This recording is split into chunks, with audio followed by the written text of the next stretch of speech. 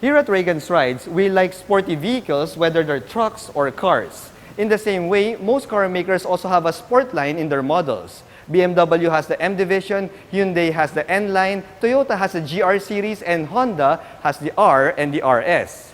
Now, while all of this is well and good, some people just don't want the loud and flashy designs that's normally associated with these sporty models. Now, that's where the regular, fully loaded variants come in. In the Honda City lineup, slotting in just below the City RS, we have the Honda City V variant, and in this video, we check out if it makes more sense than the Honda City RS. Let's do this.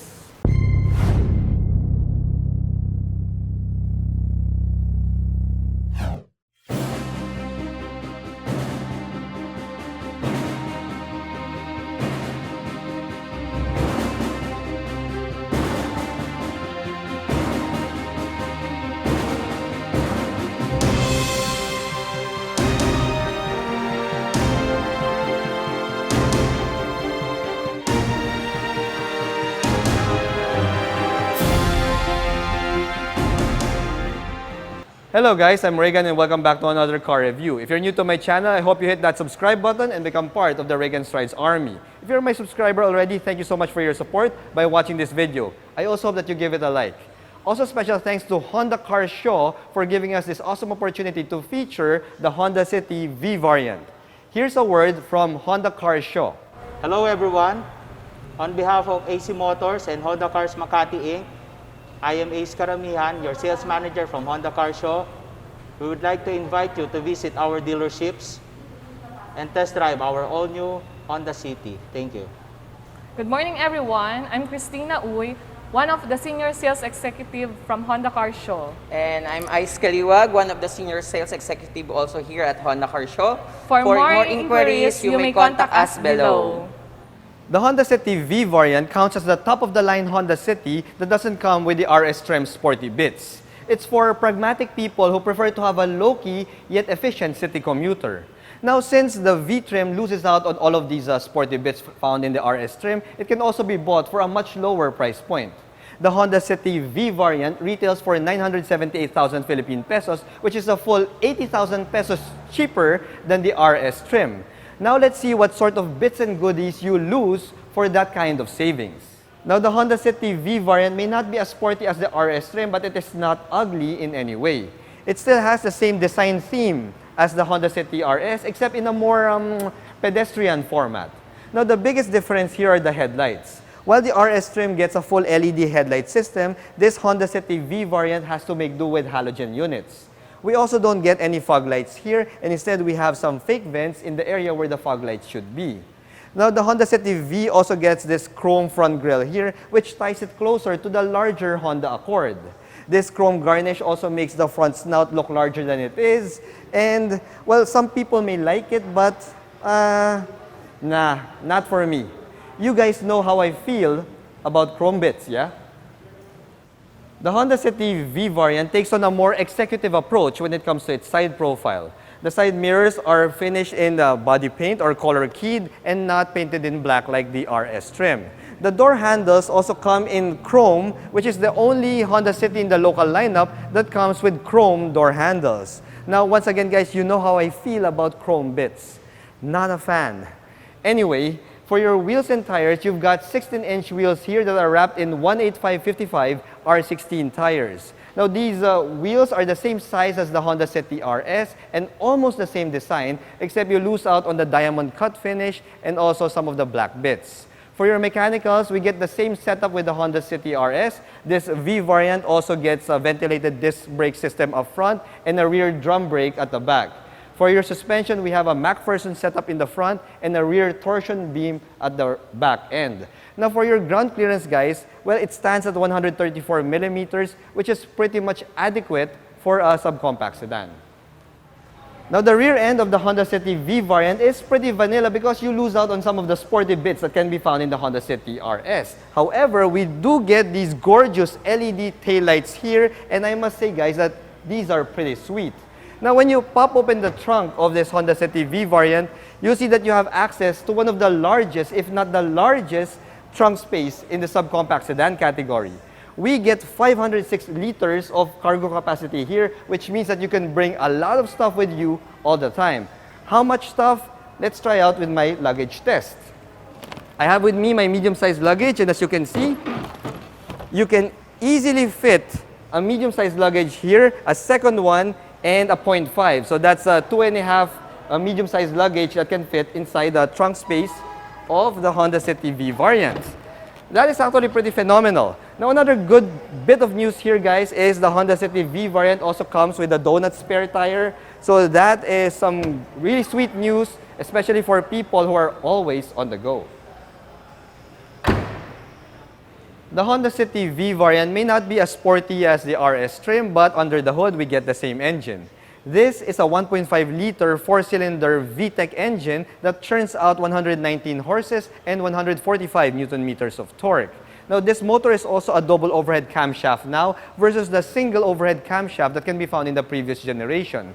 This makes it a smoother driving experience overall for this current generation Honda City. Now, power is also sent to the front wheels via a CVT transmission. Now, since this Honda City V variant loses out on all the sporty trim that can be found in the RS exterior, well, you can expect that the interior also received the same detuned version of the Honda City. The first up, the seats. The seats of this V variant is wrapped in fabric, which is a bit of a disappointment for me because I really love the leather and Alcantara trim combination of the seats that's found in the City RS. However, the cushioning of these seats are pretty decent. They're actually quite nice, guys. So when it comes to seat comfort, this Honda City V trim shall also deliver. Now, when you look at your steering wheel, the V variant also gets a nice leather wrap steering wheel here, but it doesn't get the paddle shifters that the RS trim gets. However, we do have cruise control here, and we also have the usual buttons for hands-free connectivity. Another bit of good news, the steering wheel also adjusts for tilt, and you can also telescope the wheel. So that means that's a bit of good news for taller drivers than myself when it comes to finding the perfect driving position. Now, when you look at the instrument gauge cluster here, we have the same analog setup here as the RS trim, but instead of getting a red ring, you get a nice silver ring in your tachometer and your speedometer, and you also have a multi-information display in the center for your vital stats. However, when you go to your infotainment system, the V trim really delivers a big punch when it comes to the infotainment system. This here is an 8-inch touchscreen infotainment system that has Apple CarPlay, Android Auto, and a reverse camera. So that's pretty fantastic, guys, except for the fact that this V trim only comes with 4 speakers. Now, that may seem decent for, let's say, a subcompact sedan, but knowing that the Honda City RS trim gets 8 speakers, well, 4 speakers is a tad bit of a compromise. The good thing though, guys, is when you go to your climate control system here, you have a fully automatic climate control system as well here in the City V variant. So that's also a plus point. And you also have your charging ports here, a couple of USB ports, a 12-volt outlet, and of course, a regular handbrake here. We still don't get, well, an electronic parking brake here in the Honda City V variant. Now, another bit of a step down from the RS is the fact that we get a fabric-wrapped center armrest here instead of the leather-wrapped center armrest found in the RS variant. Now, when you look at the entire cockpit layout of this Honda City V trim, you see that it leans more towards the elegant side because you got this nice piano black finishes here on the dashboard, coupled with your ivory colored leather inserts here, as well as on your door cards. So overall, when you look at this cockpit, it's really more of an easygoing, comfortable, elegant, executive ride in your Honda City V variant.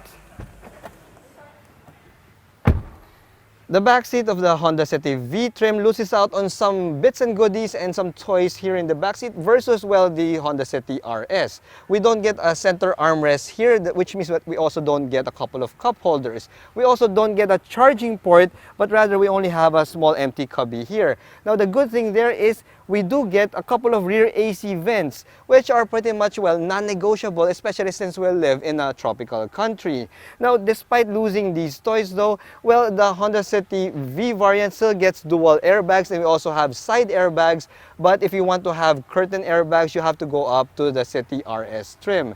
Now, when it comes to space, well, of course, the space is pretty much the same as the Honda City RS. I've got a good amount of knee room here, almost like, what, 9 inches of knee room, and my headroom is pretty decent at around 3 to 4 inches. Now, 2 average size Asian adults will fit comfortably here. You could put a third one in a pinch.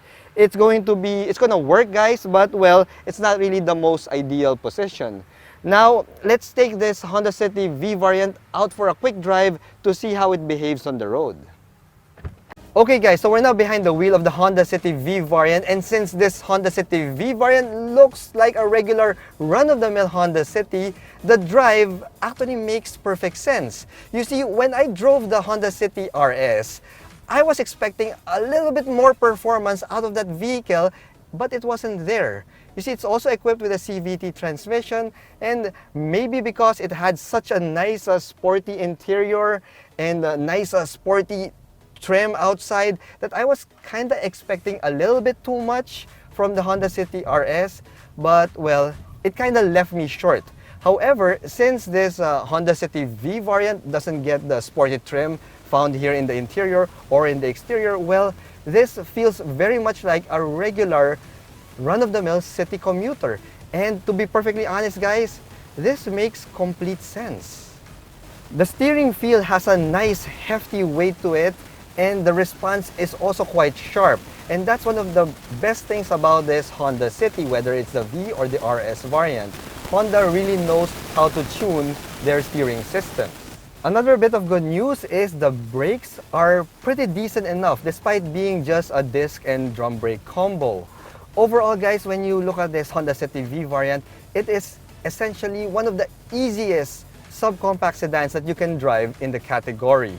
And that is one of the things that I love the most about the Honda City, whether it's this V variant or the RS trim. The Honda City V variant may be cheaper by 80,000 Philippine pesos when you compare it to the sporty RS trim, but the sheer number of omitted goodies would make you think twice about getting those savings. It may just be me because I truly just prefer a sporty looking drive, but this Honda City V variant feels too much of a compromise when you compare it to the sportier RS brother. But if you can live without those sporty bits and you can make do with only 4 speakers, well then, the Honda City V variant still presents a very good option for you. Thanks for watching.